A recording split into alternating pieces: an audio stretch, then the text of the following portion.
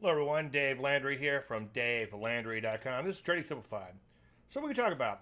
Well, I'm going to take a break from my Jesse Livermore series and talk about the methodology in action. There's so much to talk about this week, and it was like trying to hit a moving target. The trading was so crazy on Monday, and it was crazy on Tuesday, and then I'm just getting around to finishing my slides today, and I ended up having to take out a couple of mystery charts that I had set up to show you because they failed miserably, but luckily they didn't trigger. I think the main lesson this week, though, is on these mystery charts, recent mystery charts, I should say, I used a little discretion on some stops, and also I used some discretion on the initial profit target, and that'll make a lot of sense, and that's something I want to walk you through, and I have a lot to say about that, so just hang tight for a minute. Housekeeping, I do take requests. You can reach me at davelandry.com/contact if there's something you want me to cover. As I say each week, it makes my job a lot easier if I know what I'm going to cover ahead of time. If you want the slides from this presentation and all the other presentations combined, you can go to davelandry.com/StockCharts. I still do a live webinar. I've been doing this for probably 20 years or more, long before they had these web platforms, believe it or not. If you want to register for these, you can go to davelandry.com/webinar. Bring your favorite stock picks. Bring me plenty of questions. I welcome plenty of questions. Again, it gives me content. If there's something you want me to cover in detail, let me know, and I'll see if I could put something together for you. Twitter, T-Following Moron. YouTube, at Dave Landry. All right, let's talk about the mystery charts and the methodology in action. Now, before we do that, right before I went live, I got to thinking I need to take a step back, and let's talk about the keep it simple approach. My entire methodology, as I often say, can be explained on a cocktail napkin. I actually had these napkins made up, and this is pretty much the entire methodology. First thing you want to do is you want to identify a trend, use Landry Light, use the net price movement, eyeball the stock, and also use trend qualifiers, and those things are such as gaps and laps within reason in the direction of the trend, wide range bars.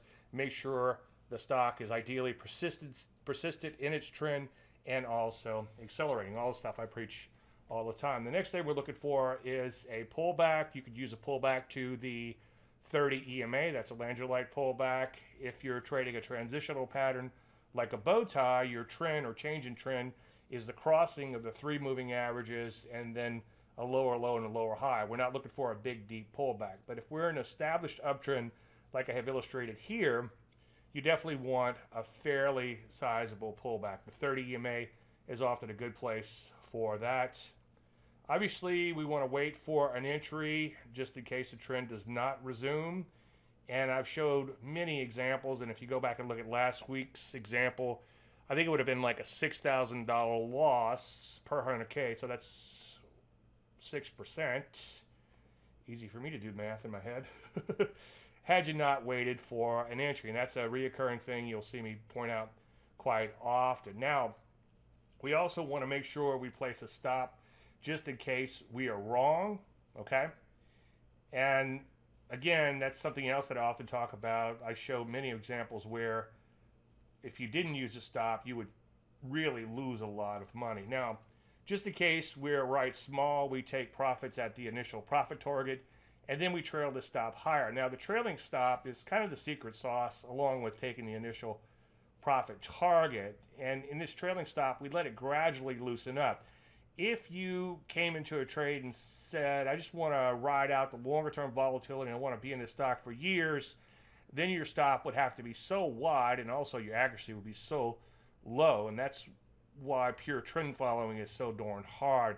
What I have done is I've reduced it down to swing trading, but we stick around just in case things work out longer term. As I often say, if you're a pure short-term trader, you're not going to make enough money. If you're a pure longer-term trader, you're going to risk too much money. So this hybrid approach to the money and position management really makes things work nicely. Now, the real money, as I preach, is in those longer-term trends. Again, they're risky, so to reduce the risk, we're going in as a swing trade or for a swing trade. And if that works out, that's great. We take our initial profits and we trail our stop higher. If it doesn't work out and we're blessed with that initial profit target, at least we get what I call the better than the poke and the eye trade. We take partial profits, half. We move our stop to break even, and if we get stopped out, well, it's better than the poke in the eye. You'll make 1% on your entire account should that occur. So just in case we're wrong, we take partial profits, and just in case we're right, we trail that stop higher. Now let's talk about BTBT as it relates to applying a little discretion to the stop. You can see in this case we stopped out. We got the initial profit target in the model portfolio of $1,000, and we stopped out at a small profit, $263 on a remainder. Again, better than a poke in the eye when this occurs. Now I did stay with the position. I'll show you how and why I did that. But before we do that, let's just rewind this a little bit. This should have been a former mystery chart. You can see you had a nice uptrend. You had a nice little pullback, a TKO, a trend knockout type of move. This nice little wide range bar down. We entered here. Our stop was down here. The initial profit target was up there. Unfortunately, it got to it fairly quickly, and then it began to consolidate. So IPT is here. When that occurs, you're going to go ahead and take off half of your shares, and then your stop gets trailed higher as the stock moves in your favor. And when it hits the IPT intraday, you go ahead and bring that stop higher. Now, usually you don't adjust your stop intraday, except for a few cases I'll explain in a few minutes. You usually adjust your stop at the close of each day. However, when you do hit that initial profit target, you make sure that stop comes all the way up to break even. Now, once you're at break even, then you begin to trail the stop more loosely, meaning that if the stock goes up just a little bit, you might leave the stop where it is, thereby gradually letting that stop widen out over time. And there's some other tricks you can do there. So you can see we trailed it higher, and then the stock kind of died out and went sideways. And then it came down and just barely nicked the stop. So that's what I call a stop nick. Now, if we take a look at the intraday charts on this, you can see the stop was right here. In a case like this, you want to give it a little bit of wiggle room. If you lack discipline or you're new to trying to apply a little discretion to your trades, then you might actually put in a hard stop, or you might actually put in what I call an uncle point stop, meaning that this is the point where you're going to get out, no questions asked. Now, in this case, 2 cents below the stop and then the stock reversed, as you can see, that's kind of a no-brainer. It's okay to give it at least 2 cents of wiggle room in a case like this. So that's an easy case. It does get a little bit more difficult, as I show you in a few minutes. Now, one thing I like to do is I'll look at where my uncle point is and make sure I'm well below the intraday low, especially once things begin to turn around. And then I'll put in an automated trailing stop to follow the trend back up, should it reverse, obviously. And then I might tweak that during the day. So in a case like this, I might be 10 cents below the low. It's a lower price stock, so 10% is a substantial amount. And then I might adjust that a little bit during the day to make sure I could ride out at least the low of the day, the intraday low. And then I make a decision on whether or not I'm going to stay with the position or not. Usually, if the stock is still in an uptrend and just consolidating and just kind of nick the stop like it just did, I will stay with the position. But that automated trailing stop will follow it up during the day.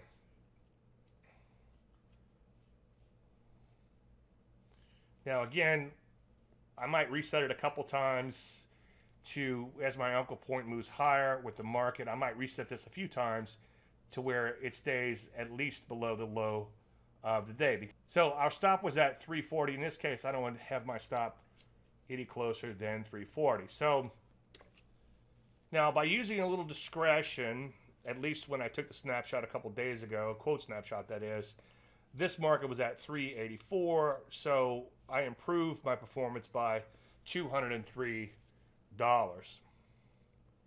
Now let's take a look at Riot. Riot is another one. You can see it did stop out in here. So we made right around 1,000 or right at 1,000 on the first loaf, and then 972 on the second loaf, 29.75%, and round numbers 29% on that. So let's just follow up on a couple things here. We had a strong trend. We had a pullback. The stock triggered. Our stop was down here. Our initial profit target was up here.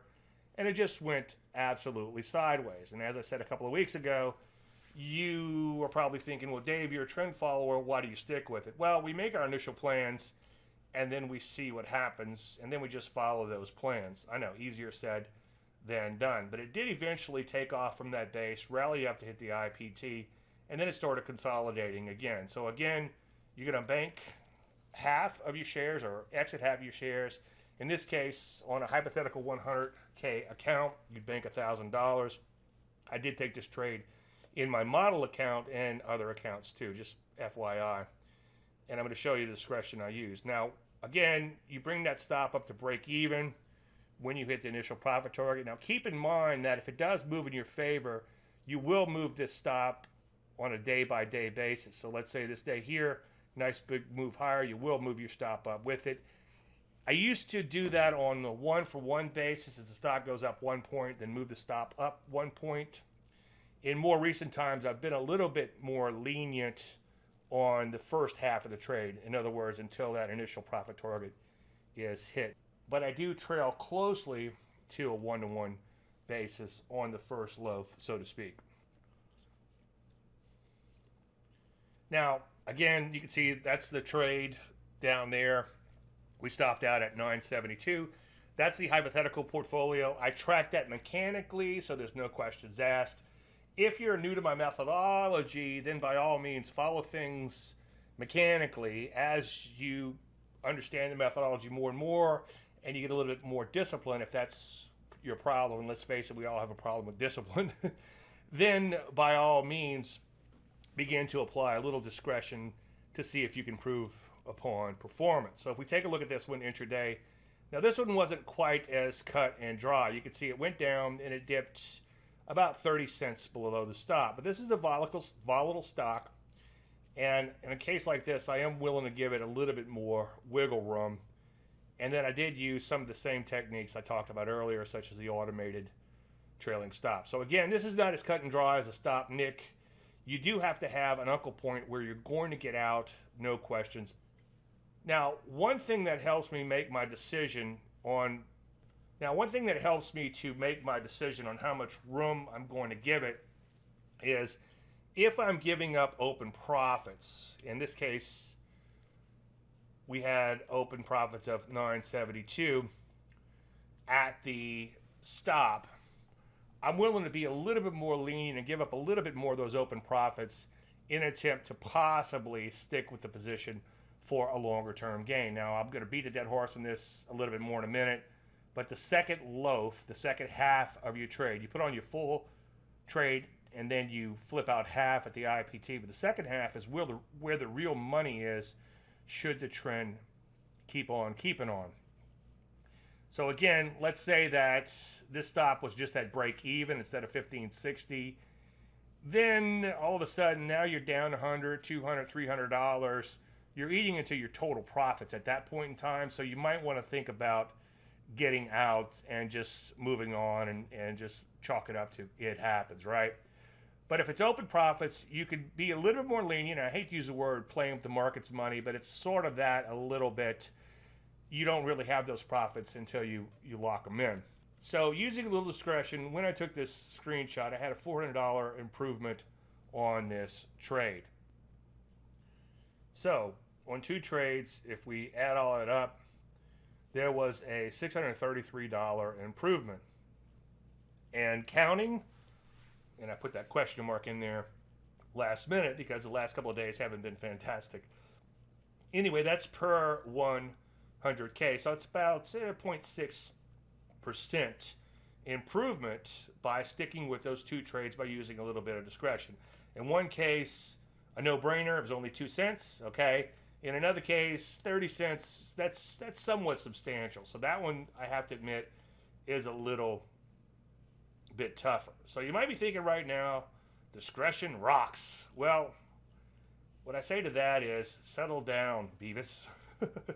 What's funny is I often say that, and one of my clients pointed out, if we're Beavis, then you're Butthead. So it's like, okay, that makes sense. So imagine that as Beavis over there.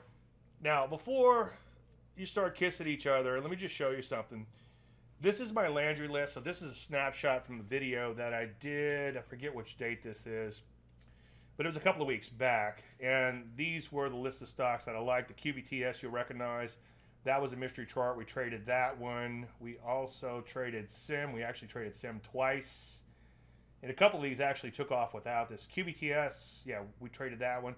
Joby took off without us. I know some clients took that. But one of the ones that I took on here was RGTI. So let me show you how my discretion worked out on that trade. And by the way, that's snapshots directly from the trading service. I will show you where you can download those videos on a delayed basis. But anyway, this thing was accelerating higher. It was in the hot quantum computing sector. If you're going to have AI, you have to run it on something right, not to confuse the issue with facts. I always just go off the charts, but it's nice to have a couple little ancillary things occasionally backing up what you're seeing. So there's the trades up there, as you can see. Overall, did pretty good. And in this case, I only bought a couple thousand shares. It wasn't a full share type of position, but it was just something that I liked and went after. So I bought 2,000 shares somewhere in here, and then took initial profit targets right around here. It was only $494, but better than a poke in the eye on that. And then I began to trail my stop higher. I got it to break even on the IPT. And then my stop was way up here around 230. Now the next day, as you can see, it imploded. And in this particular case, had I gotten out at my stop, instead of using a little bit of discretion, I would have made $1,170 on the second low for that trade versus $775. Now, $775 is better than a poke in the eye, and overall it's an okay trade. But I would have much rather to have a little bit more. However, I know that it comes with the territory. So in this case, I lost an additional $395. And I just chalk it up to it happens. It still looked pretty good, even though it had that little knockout bar. And it did recover to close above my stop. So I was feeling pretty good coming into, I think that was yesterday. And then it began to implode, and I was forced out of the trade. Now, keep in mind, again, the real money's in the second loaf. If you give up some of those open profits trying to hang on through a little discretion. Now, we're not throwing caution to the wind. We're just using a little discretion.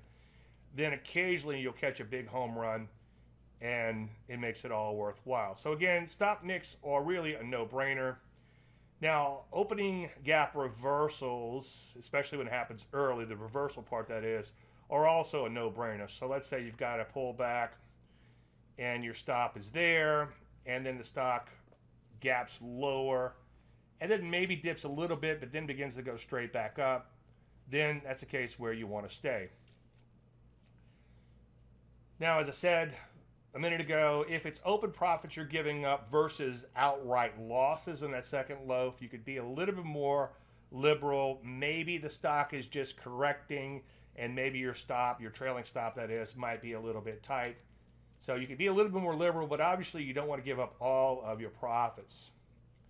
Now, you have to be prepared to win the battle but lose the war. So that means that, hey, I felt pretty good on that RGTI. By the end of the day, I'm back above where my stop was. This thing's going to go straight back up. I'm doing fantastic. I'm going to ride a longer-term trend, and I'm going to show you guys how smart I am. And then the next day, the stock implodes. So you got to realize that any decision you make in life and in trading will have potential consequences, and it won't always work in your favor. And that's why I often say, settle down, Beavis. All right, let's talk a little bit about using discretion on the initial profit target. Sometimes the market will take off. You'll get really close to that initial profit target, but then it backs off, and then you kind of sit there in anguish because you didn't take those profits when they occurred. So this is KNF. This is a former mystery chart, by the way. Nearly everything I show you here is a former mystery chart, and these mystery charts come straight from my trading service just to make things easier. I did show that RGTI, which came from the trading service but wasn't a direct recommendation. So mystery charts are direct recommendations, so there's no questions asked about entry, IPT, trailing stop, protective stop, etc. And again, I'll show you where to get these in just a minute. So that's the KNF. You can see right here the initial profit target was 51.90, and the stock was beginning to rally, and it was getting fairly close to that level, especially based on the veracity of its climb. Remember, this was a deep pullback in an IPO. Entry was here, stop was down here. And by the way, I did use discretion on its entry. I didn't take this first entry here because it kind of nicked the entry and came right back in. This happened really quick on the open. I did take a second entry above this right around here, and I think I have the trades in here to show you. Anyway, IPT was there, and then we had begun trailing that stop higher, and when I put the slide together, I put a question mark in here. It's like, are we going to get there? And it seemed like it was losing a little steam, but for the most part, it was headed higher, but I want to make sure I locked in those profits. Now, if it does hit that IPT, then obviously that stop comes up to break even. So here's where I got out at 51.10. In this particular case, we were looking for 51.90. But keep in mind, that's a $50 stock, and we've been in it since 45 and change. So that's like 7 points, and taking profits around 7 points as opposed to 7.5 points, or a little bit more actually. So I booked 855. We're looking for 1% per 100,000 in the first loaf. So instead of making that full $1,000, I made 855. Now that's in my accounts for my model account, and I did do something a little bit different outside of my model account. I'll show you that in just 1 second, in an attempt to squeeze out some more profits. Now, as I was putting the slide together, like I said, it's been a moving target all week. As soon as I got through with that prior slide, then bam, we hit the IPT. Stop comes up to break even. And you can see here, there's the $1,000 in the KNF. And here's the stop out. We stopped out on these two on the same day. And these two I'm still in. Again, I use a little discretion on both of those. And as of yesterday, we're doing pretty good. Today, they're giving it up a little bit. Anyway, so let's take a look at that intraday. The IPT was right here at 51.90. And in this particular case, I put in a trailing stop when it looked like it was going to get there. And my goal was, if this thing just kept on higher, I would keep trailing that stop intraday using an automated trailing stop, nothing fancy, and hope, and I know I just said hope, but hopefully squeeze out a few more points. And sometimes things are, let's say it was up like 3 or 4 points. Sometimes you might get a stock that runs 10 points, and let's say you're only looking for that IPT right around where it is. Let's say it's up 3 and your IPT is right there, and it just keeps going. Then you just keep bumping that stop up intraday. Now, you do want to exit half of your shares by the close when this occurs, just in case tomorrow it implodes like that aforementioned RGTI. Now, let's wrap up the discretion on the initial profit target.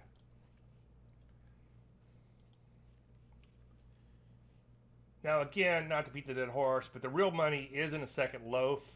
So we're going to aim for 1% on the first loaf. In other words, 1,000 per 100K. And you have to be willing to take a little less if it just can't quite get there, or it got there really quickly. So the real money's in the second loaf. Now, this is a little bit of a dated example, but we did hold this thing for a couple of years. So I think this has a 3 in it right here where we finally got stopped out at 324%. It was much higher than that, but that's okay. That comes with the territory. I know, easier said than done. And then there were, unbeknownst to me, but there were quite a few dividends in this, and I discovered that a few months after, or 6 months after being in the position. But you can see 1,000 in the first loaf. Even if you only made 800 on that first loaf, who cares when you catch a big winner like that? Now, you don't want to split hairs in these particular situations. Ideally, you do want to get quite a bit of money on the first loaf, maybe 0.8% to somewhere close to 1%. So somewhere between $800 and $1,000 per 100K. You might think about locking it in if the stock got there very quickly. Let's say we get in the stock and then tomorrow it shoots up and it just can't quite get past that level. Then by all means lock in some profits. Now sometimes you'll have an IPT and the stock will go up. Let's say right below this is the IPT. It'll go up. It'll just almost get there, almost get there, almost get there. Then you'll see it start to weaken. Then by all means lock in the IPT. Now, you're probably thinking, Dave, do I have to watch the screen all day for this? No, set alarms fairly close to that IPT so you know that you're getting there, and then decide whether or not you want to take action. Maybe put in an automated trailing stop and go about your life. Maybe put in a trailing stop order or even a hard stop order to make sure you lock in a lion's share. And if you're fairly close, if that alarm is fairly close to your IPT, then just go ahead and lock it in at the market and then go about your life. Now, here's a great problem to have, and this is what I was sort of looking for with the KNF trade. If a stock blows through the initial profit target and appears to be keeping on, for lack of a better word, then use an automated trailing stop to squeeze out additional profits. Just make sure you exit half of your position by the close. Now, let's talk in hypotheticals for a second. Let's assume that this KNF didn't come back in after hitting that IPT. Let's just say it kept on higher. Then my automated trailing stop will just keep following it higher throughout the day.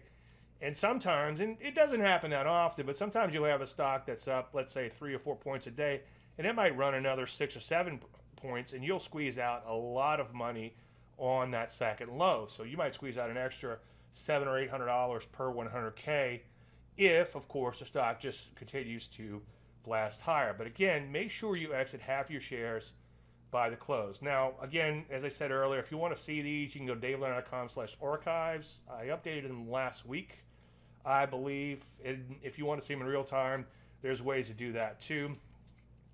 You can go to this page and then click on this link right here. There is a cost for that, obviously.